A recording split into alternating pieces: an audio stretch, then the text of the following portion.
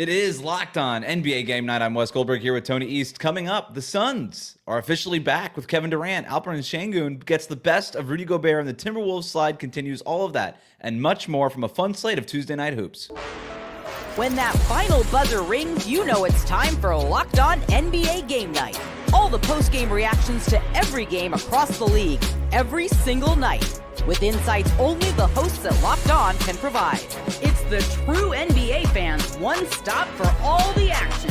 Every game, every night. It's Locked On NBA Game Night. Tipping off now. Welcome to Locked On NBA Game Night. Every game, every night in 30 minutes. Wes Goldberg here with Tony East. However you might be tuning in on YouTube or your favorite podcast app, thanks for making Locked On NBA your first listen every day. Today's episode is brought to you by Robinhood Gold. Robinhood Gold provides the privileges of a high net worth for any net worth. These generous benefits are now available for only $5 a month. The new gold standard is here with Robinhood Gold. Sign up at robinhood.com/gold. Jam-packed show for you on this Tuesday night. The Rockets are climbing up the Western Conference standings. The Timberwolves, well, they continue to slide down those standings. And we'll get to the Heat nearly making a miraculous comeback in a second. But let's start, Tony, in Phoenix, where the Suns blew out the Lakers after breaking the game open with a 36-18 third quarter. The Suns got their big three back for the first time since the beginning of the month and snapped a 5-game losing streak. I thought Durant, Booker, and Beal looked great in this one, but it was Jusuf Nurkic who dominated the Lakers, especially in that third quarter with his size. He had a double-double before the fourth quarter even began. Tony, this is why Anthony Davis and LeBron James keep asking the Lakers to trade for a center. It is. Davis, for all the things he's amazing at, this is like the thing he's, for air quotes, worst at. He's been amazing this year is when he's got to go against traditional center, as long as he did in this game, it's not the best way to use him all the time. And don't get me wrong, he had a really good game, even on the defensive end, but it makes the rest of the Lakers defense as a total just not as effective, right? They are requiring him to do a specific role that doesn't let him roam around and disrupt everything all the time. And then also LeBron can't sometimes guard a center, which is a useful cross match for them in a lot of games. So don't get me wrong, Anthony Davis should probably still play center all the time, but these are the games where it's like, man, if they just, as everyone's going to say when February comes, hey, Jonas Valanciunas, like this game looks a lot different because the Suns looked great and they could score. I think the Lakers had a bottom five, like opponent 2-point percentage still. Like they're just giving up lots of easy buckets this year. It's been probably their biggest flaw in this game. You saw that again. Yeah, I think part of that too is LeBron James as a low man just has not been engaged. He's taking his days off on the defensive end, right? He's biding his time. We know that they can get to a level defensively when they're really engaged, when they really care. Also, just really quick offshoot on this, we never have to hear about the fact that the Lakers are undefeated in the NBA Cup ever again. They just had their first loss in 2 years. It's over. Can't hang a banner for that, Lakers. Sorry, doesn't work that way. But yeah, it just feels like they can. I think the Lakers are good, right? I think they're much better than what they were in this game. I just think that they need some reinforcements, like Jackson Hayes, Christian Wood. Over these last couple of years, that hasn't worked as a backup center option. When behind Anthony Davis, when Anthony Davis is off the court, they tend to get killed in those minutes. And then when he's on the court in these matchups, it just feels like he needs a little bit of help, especially throughout the 82-game stretch of the regular season. Jonas Valanciunas, whoever it is, it just feels like they got to go get somebody to shore up that. And then I'll just feel a lot better because I like D'Angelo Russell coming off the bench. Dalton Connector's been awesome for them. LeBron and AD still got it, obviously. They don't need – I don't know what they need necessarily to become like a Western Conference title favorite, but if they shored up a couple of their depth spots, I think they could still make a run because, again, I think they're way better than what they showed in this game. Even with largely this is harsher than I intend for it to sound, but like streakier players, like their offense has been really good this year, right? Like I know they can score. LeBron is amazing. Anthony Davis has been terrific. They've gotten a resurgent Reeves. Holy cow, Dalton Connect, not tonight, but in general looks pretty good. Like, yeah, okay. I believe the Lakers will be a pretty good offense all year, but their defense continuing to fall from what was really their bread and butter when they were a title contender a couple of years ago. That's really hurt them. Transition defense, awful. Right. And so that could be a center who can help him on the glass. That could be like you talked about Nurkic, and Nurkic was using the third quarter. The star who's been playing the whole time, Booker, was also huge in that third. Is when he really heated up and got going in this game. And look, no one can stop Devin Booker. I'm not saying they should get somebody to defend him, but like a better perimeter consistent defender would be huge for them too. So look, every team in the NBA has some holes, but on nights like this where you just get blown out, by a team that has two guys who haven't played for over a week, you ask these kind of things and go, well, what could they use to be better? Because it didn't look too pretty for them today. Yep, I think you hit the nail on the head. Those are the two things. Another wing defender, probably a better option at center that maybe you can play with Anthony Davis, could certainly back him up and solidify those backup minutes would be huge. But let's turn to the team that won this game, the Phoenix Suns. They snap a 5-game losing streak that coincided with Kevin Durant's absence. Durant comes back for the first time since November 8th, I think it was. Yep. First time they've had their big three together since then, obviously. Kevin Durant goes off for 23 points. Bradley Beal has 23 points. Devin Booker ruins the 23-point club. He goes for 26 points. But great. So they look great. They looked great. They looked great before Kevin Durant went down and they were dealing with some of these injuries. They look good now. The Suns are 9-1 with Kevin Durant in the lineup. If they could stay healthy, Tony, how far can this team go? Yeah, can we look back at something that's like a miracle for the Suns, that when they were missing two of their big three, they had 6 days off in the middle of the season. This was their first game since November 20th. How does that even happen in the way the NBA's played these days? That's nuts. Something's going on because Miami had the same thing. They had like a 5-day break. I don't know if does every team? I gotta look at like every team's schedule. Do you know if the Pacers have this? Like, well, is the actually, NBA sort of manufacturing like these bye weeks? The Pacers are a tough opposite because they are going to Paris to play the Spurs, and it's a 2-game trip, so it's 8 days long. So they actually have a super condensed schedule. They're the opposite all season. They get a lot of 3 and 4s and stuff like that. But anyway, that was big for the Suns, and then they come back. That they get 23 points, 2 assists from both of their returning stars. They both looked like they had played the entire time they've been out. And that starting 5 with Tyus Jones just being a tiny bit of an organizer. Not only are they really good because they have a lot of good scores, they just never turn it over, right? They get a shot a lot, and it just matters so much when you have stars who are really efficient. Like, this was not the apex, but like a pretty great version of what that can look like. So if they just take care of the ball, they're so hard to guard. Like, their worst shooting percentage from a starter was Nurkic at 5 for 11, and even he contributed a bunch of other ways. It doesn't matter that much. Like, they're just, when they take care of the ball, they're just so tough to stop. And that was the opposite of what they were last year, right? Last season, they just threw away so many possessions, and that's why you go get a guy like Tyus Jones, who has the best assist-to-turnover ratio in like a bajillion years for the last bajillion years on all these records, and that's all. And he's great at this, right? Like, this is what he does.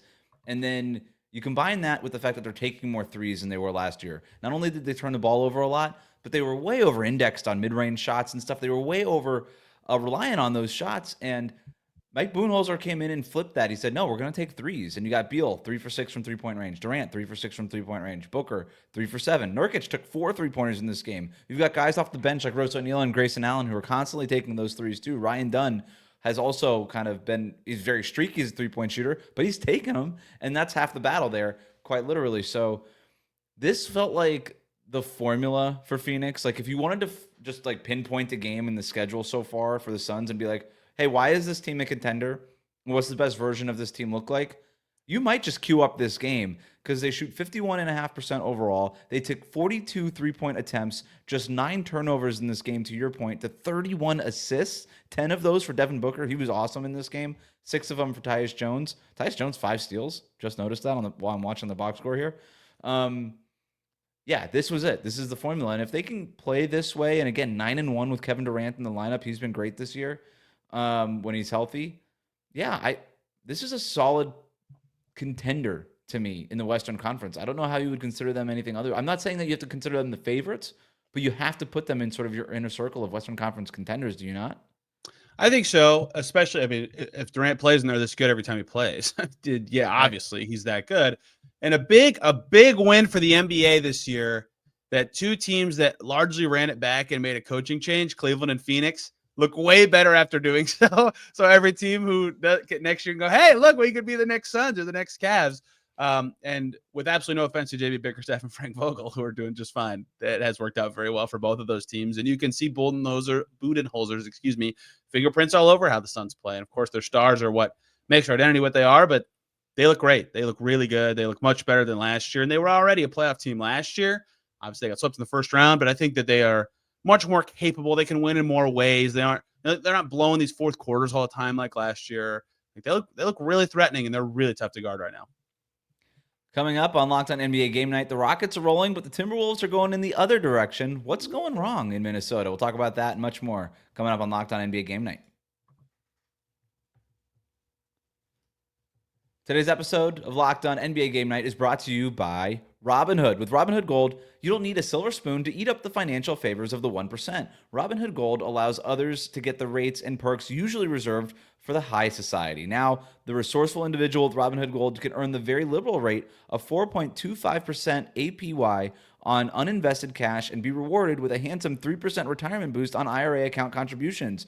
Robinhood Gold provides the privileges of a high net worth for any net worth. These generous benefits are now available for only $5 a month. The new gold standard is here with Robinhood Gold. Sign up at robinhood.com/gold. Terms apply. For product-specific disclosures, visit robinhood.com/gold. Investing involves risk. Rate may change. Gold membership is offered by Robinhood Gold, LLC. Today's episode is also brought to you by our friends at FanDuel. Get ready to tackle the NFL's action with FanDuel, America's #1 sportsbook, because right now new customers can bet $5 and get $150 in bonus bets if you win. The FanDuel Sportsbook app gives you everything you need to place live bets on the NFL all in one place. So when you get a hunch in the middle of the game, you can check out the latest stats, view live play-by-play, and so much more on the same page where you place your bets. Just visit FanDuel.com to join today. You'll get started with $150 in bonus bets if you win your first $5 bet. That's FanDuel.com. Never waste a hunch and make every moment more with FanDuel, an official sportsbook partner of the NFL. Thanks again for making Locked On NBA Game Night your first listen. Every game, every night in 30 minutes. Let's move on to Minnesota, where the Houston Rockets beat the Timberwolves 117-111 in overtime. The Rockets advanced to the knockout round of the NBA Cup with the win, so you got that going for you. Alperen Sengun posted a triple-double, 22 points, 11 assists, and 10 rebounds, and took Rudy Gobert's lunch money in overtime on a hook shot and a reverse layup, then hit Gobert with the disrespectful too small celly. Here's Jackson Gatlin from Locked On Rockets with more. The Houston Rockets clinch West Group A with a 117-111 gut check overtime win against the Wolves in Minnesota. What's up? This is Jackson Gatlin, host of Locked On Rockets. This is a big time win for this Houston Rockets team, showing a lot of resiliency. They led with double-digit leads at multiple points in this game. They led by 11 in the first half. They led by as many as 18 after a really strong third quarter. And then the bench at multiple times in this game, letting down the starters, letting go of the rope. Fred VanVleet led the team with 27 points. Alperen Sengun had a triple-double, 22 points, 10 rebounds, 11 assists, 20 of his 22 coming in the second half after a rough first half of play for him. But the real hero of this game for the Rockets was Amen Thompson off the bench. He closed the game in place of Jalen Green, who really struggled in this one. He finished with 15 points, 8 rebounds, 4 steals, 3 blocked shots. He was sensational. He had multiple stops at the end of regulation, game-saving plays, drew a charge on Julius Randle, got a steal on Rob Dillingham, and went coast to coast for a lay-in in the final moments of regulation. And then in overtime, with the Rockets down 3, 105-102, he hit the game-tying three-pointer as the first set of points in an 11-0 run for the Rockets to take control of this game and coast to the finish line. A big win for the Houston Rockets. So the Rockets are 13-6. They're third place in the Western Conference. I don't know that this team is a serious title contender. There's still, the youth questions over their offense, all these things, but this is a serious playoff team, Tony. Oh, yeah. What do you make of the Rockets so far? Yeah, this was an awesome game. I had a lot of fun watching. I tuned in the middle of the third quarter. I hopped in Minnesota down 18, so my perspective of this game is not perfect because I saw a very strange close. But I thought I was higher on the Rockets than a lot of people before the season. But I thought, yeah, they can make the plan. It's not like that unreasonable to me at all. And they're better than that, a lot better than that. They have great defenders. They have a lot of guys who can play both ends of the floor, right? And that means their lineups are always really potent. They never really have a group out there that I'm like, oh, they can't score. They can't get a stop. And that is just really important on an Ime Udoka team. And they play the possession game better than anybody, right? They're not so efficient every possession or anything, but they crush the offensive glass. They don't turn it over very much. They force you to turn it over a bazillion times, right? In this game today, they only had 10 turnovers. Minnesota had 17, right? That kind of stuff adds up, and they just get these easy chances. And so in a game like this where they completely throw away the lead, and ironically in the fourth quarter, Gobert was amazing, and Sengun kind of struggled. They get it to overtime, and the exact opposite happens. And Sengun gets to be the hero. Like, that's the mark of a good team, is that you can trip all over yourselves for a long time and still like come together and get it done. Right? They're legitimately very good. They have talent up and down the roster. Yeah, the first time I can really remember, kind of going back to what you were talking about, like they go to a bunch of guys who don't really take anything off the court for the most part, where it's just a bunch of two-way kind of players. Yeah. And the first time I really remember a team kind of making this their identity and actually winning a championship with it was the 2019 Toronto Raptors, where they just had every lineup that they put out there wasn't like a spot that you could pick on, right? Whether it was Fred VanVleet coming off the bench for that team behind Kyle Lowry or whatever it was. Like, they just always had dudes that could defend their position at least at an average level to an elite level. And this Rockets team, with the exception of Jalen Green, who could still get beat defensively, but can make plays like sometimes, defensively, like steals and scores and stuff. But, generally speaking, not a below average defender. Besides him, everybody is a high level defender. You are not going to punk any of these dudes. And even Alperen Sengun has made huge strides since his rookie season. Like, he comes up to near the level of the screen now, kind of holds his own. He's got quick hands. He'll get some deflections here and there. And Gobert with his size can get the better of him sometimes, but he's got the ability to kind of turn it around. I really enjoy watching this team play defense. And last year they were highly rated in their defensive rating. I thought it was a little like kind of kid sitting in the front row at school trying really hard. You kind of got extra credit for that last year. And they were good defensively, but I didn't know if it would be sustainable.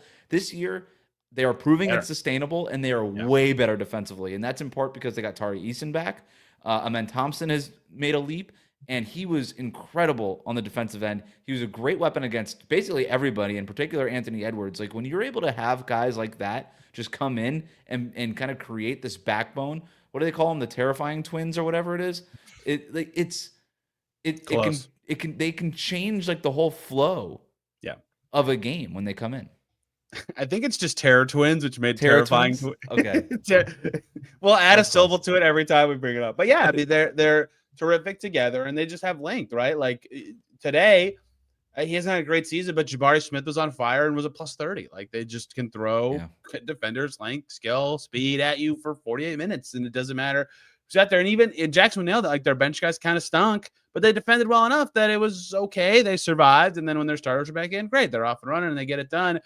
Minnesota's going to have to ask themselves some questions about this game, which we'll get to in just a second. But Houston's legit. I don't know if I agree with you. I don't know if they're title contender good. Like, in this game, they only trusted 6 guys. Mm-hmm. You're an injury away from something scary there, and they have no proven experience at that level. But who cares? If you're really good, you're really good. They probably just need one more guy, at least. Yeah, I mean, if they can, you kind of look at the Jalen Green spot, and you're like, well, what if that was an all-star caliber, like an all-NBA caliber guard? Unfortunately, very tricky to trade him post-extension because I think that's a very natural thought. Yes. Shout out to Dylan Brooks too. Like, He's been really good for this team. Really good. He takes all the young guys under his wing. He's got a leadership role. The guy's detail-oriented. He's just one of these guys who's always pointing and talking. And that stuff really matters, I think, especially with a young team where you have somebody just sort of on the court as a coach kind of giving direction. And Ime Udoka's obviously done a great job. He's probably second right now behind Kenny Atkinson in the Coach of the Year sort of consideration. But Dylan Brooks has been awesome, and I think he deserves more of a shout-out for what's going on in Houston. But let's turn to the Timberwolves. They lose their 3rd straight game and fall to below 500 for the first time this season, I think. I have that right. But they are below 500, which is the important part. Out of the play-in right now. What's going on there? Well, I have some small theories from this game because they didn't have Mike Conley, but they were just like going through it in terms of who not they having trust. Mike Conley could have helped them in this game. They can't trust anybody on offense. No. So DiVincenzo stunk again. He had some crummy turnovers and was 1 for 5. They didn't have Conley. They were playing Rob Dillingham a lot, and it was like the best choice of a ball handler. So they had to pick they had to take something off the table when DiVincenzo's playing bad. It's just Ant. Like, Ant can create a shot. Jaden McDaniels had like a billion wide open important threes in this game. I'm pretty sure he missed every single one of them, right? And they offensive rebounded a bunch of them, but like, it's either play McDaniels and get nothing from shooting there, play DiVincenzo and risk the turnovers and misses, or play Dillingham and maybe he can create some stuff because he's really shifty. So they went with that, and it's just like, that's your options for like perimeter creators, right?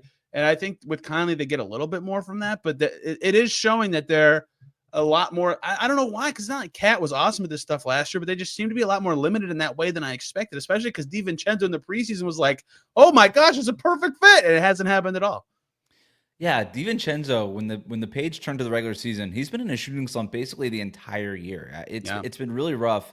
And so when you subtract him essentially from the equation, Mike Conley's been in and out of the lineup with injuries, and even when he's been available, he's clearly a diminished version of the player that he was even last year. It just felt like he doesn't really get up quite as often as he did last season. And then you look at some of the guys that they miss, like, besides just Karl Anthony Towns, who I think, the floor spacing part of it, the size part of it, what he was able to do defensively as a power forward, we're kind of finding his niche next to Rudy Gobert. Like, all that stuff has been well documented. The other thing that he did for this team last year, he could actually run pick and roll with Gobert. Like, for 2 years, they worked on it and did it. And Julius Randle just does not do that to the same degree. And maybe that's just because they don't have the reps. I actually think Randle has been an okay fit. I don't think it's been the disaster that some people have made it out to be or thought it could be this year. But he also hasn't necessarily been good enough, nor has DiVincenzo, to like warrant that trade, at least in the on-court product. I understand it was mostly done because of finances, but they're not really backing it up right now. Yeah, and then I heard that take today, and don't get me wrong, like I thought the trade was pretty good for them from a value perspective. But if they miss the playoffs, you got to kill them for that trade, right? Like, your best season ever, and you immediately trade a franchise, not icon, but close, and then this happens, like, yikes. You could have just paid him. Like, and I understand there's a whole ownership thing, but like, it was, we had to make the trade, or you could pay your guys. Like the way that Boston and all these, like, you were a Western Conference Finals team last year. You saw the proof of concept; it was working.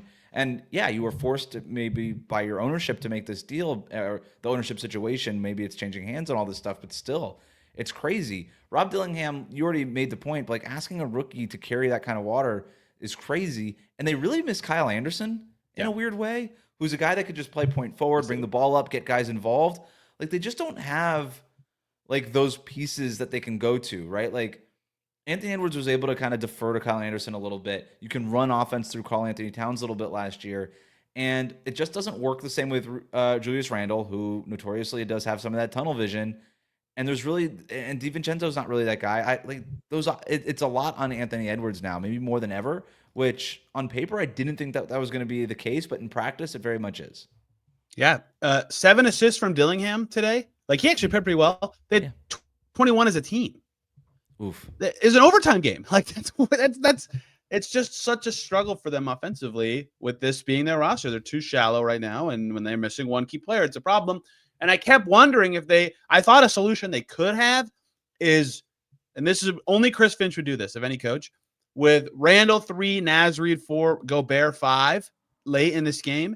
He needed to go to Naz Reid at all. They couldn't get the offense going. They never went to it, and this was what they had to live with. It was just, they just couldn't put together a lineup that made sense on both ends, right? We just talked about this with the Lakers. Yeah, they just don't have those pieces that kind of make it all work. They don't have like those skeleton keys that kind of unlock these lineups. And then defensively, the slide there has been, you just look at the defensive rating. That's what won them games last year. That's the thing that made them special. And they just don't have anything that makes them special anymore. There's not one thing that you're like, oh yeah, that's what they're the best at in the NBA, where they were the best defensive team in the NBA last year. They just don't have that thing that they can hang their hat on that can kind of drive wins. And that's obviously a problem. And that's why they're under 500. So right now, I mean, you mentioned it, not even in the play-in.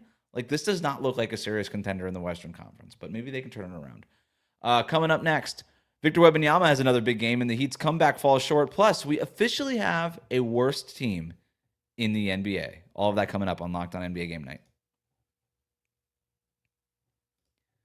Today's episode of Locked On NBA is brought to you by Built Rewards. PSA for anybody who rents. If you haven't heard of Built, B-I-L-T, you're about to thank me. Earning points on rent is now a reality. When you pay your rent through Built, you don't even have to check with your landlord to start earning points that you can use towards flights, hotel stays, fitness classes, even your next rent payment. Let me break this down for you. There's no cost to join Built, and as a member, you'll earn valuable points on rent and on your everyday spending. Built points can be transferred to your favorite hotels and airlines, and even the ones that you haven't heard of. There are over 500 airlines and 700,000 hotels and properties around the world that you can redeem your Built points toward. Points can also be redeemed towards a future rent payment and unique experiences that only Built members can access. So if you're not earning points on rent, my question is, why not? Start earning points on rent, what you're already paying, by going to joinbuilt.com/lockedonnba. That's joinbuilt.com, joinbilt.com/lockedonnba. Make sure to use our URL so they know we sent you. Joinbuilt.com/lockedonnba to start earning points on your rent payments today. We'll be right back. Thanks again for making Locked On NBA Game Night. Every night, your first listen. Final round of games here. We got 3 to get to. Let's start in Miami, where the Bucks beat the Miami Heat 106-103. The Heat came back from 22 points down and got it to within 1 with 5 seconds to go, in large part thanks to Jimmy Butler and Terry Rozier's great fourth quarter. Tyler Hero gets the inbound, takes a three-pointer that rimmed out, and the Heat lose with he took that 3 with 5 seconds left. What did you think of Hero's decision to take a 3 there, down 1? If you're open, shoot. I mean, you never know. Like, in those situations, you just want to get a shot at all. It's hard to get a clean look. All they're trying to do is stop you. If you turn it over, you just lose. I get that you can call that a 40, whatever. It was very open, a 40, 45, whatever % shot, but you got to take that. Like, that is what you hope. You hope you get almost a 50% chance to take the lead at that point in the game, right? Yeah, to me, it was a no-brainer. I think there's a lot of people questioning, down 1, why would you go for a 3 there? Well, with 5 seconds left, you don't know if you're going to get another open look. You could do the whole thing where you swing it to Jimmy Butler, you hit Bam on the roll or whatever, but now you're allowing Milwaukee's defense to rotate, maybe get into better position. You don't know that you're going to get another shot that open. So I'm under the mindset, and I even asked Eric Spoelstra this after the game, like, what do you do? He's like, if it's an open shot, you take it. No questions asked. I thought it was the right decision there.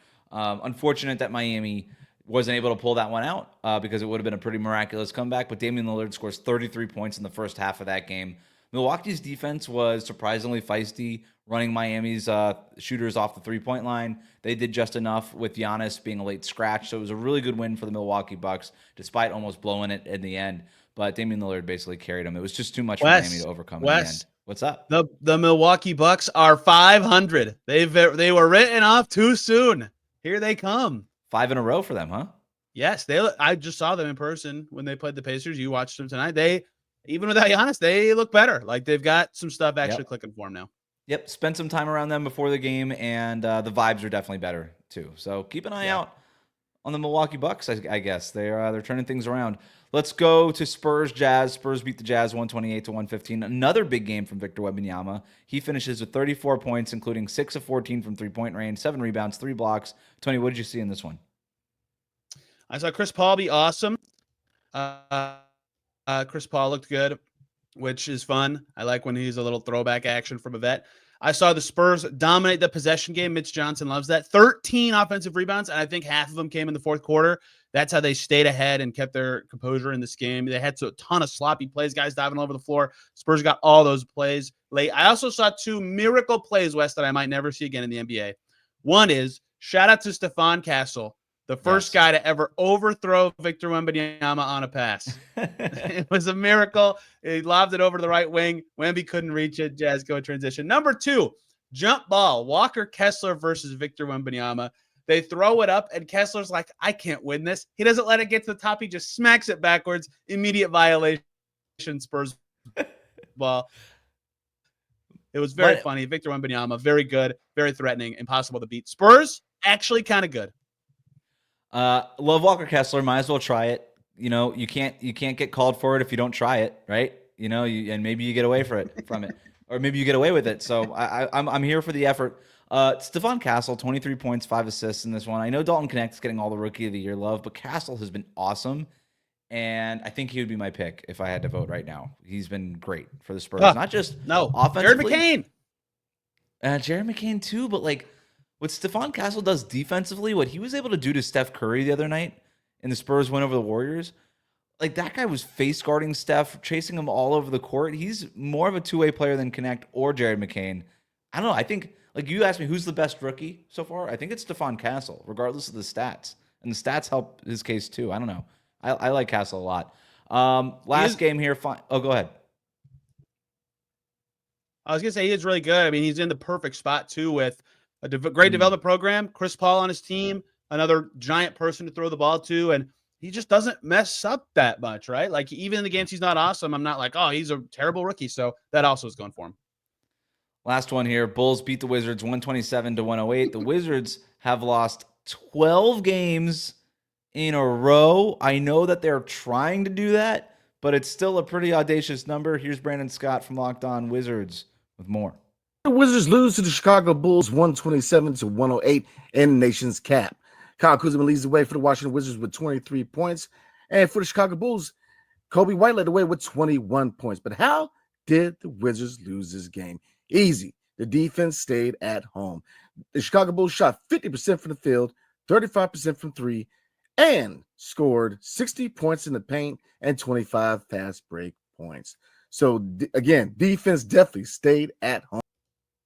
So I hate to break it to Brandon there. It doesn't matter what city the Wizards defense plays in, they stink. They are 30th in defensive rating this season. It's just a parade of shots to the basket no matter who they play. The Wizards stink. Again, I know that's the point. I know it's the point. They're playing a bunch of babies right now, a bunch of 19 and 20-year-olds, but they are officially the worst team in the NBA. So congrats. I guess mission accomplished if you're the Washington Wizards. Yeah, we're seen by kind of a lot, which is a not fun thing to have either as a distinction. They just can't do anything. You know what's funny is I watched the first quarter and a half of this game before switching to something else, and Kuzma was hooping early. He had like 14 of the Wizards' first 21 points, and the Wizards were up by 10. And I was just like, wow, both these teams just suck at defense, but maybe the Wizards will get a good Kuzma game and win. And instead, as soon as one good player cools off, they can't do anything. They cannot do anything. And the Bulls just ran him out of the gym. So shout out to Kyle Kuzma for a nice start. But you are, as you teased correctly, the Wizards are the worst team in the NBA. I was hoping I could squeeze in and be like, wow, West is accusing the Bucks of being the worst team in the league. But I was way too late with the humor today. Too late. And it was not necessarily that hot of a take from me. But that's how we're going to wrap up Locked On NBA Game Night. Every game, every night in 30 minutes. Make sure you're subscribed on YouTube, Odyssey, and wherever you get your podcasts.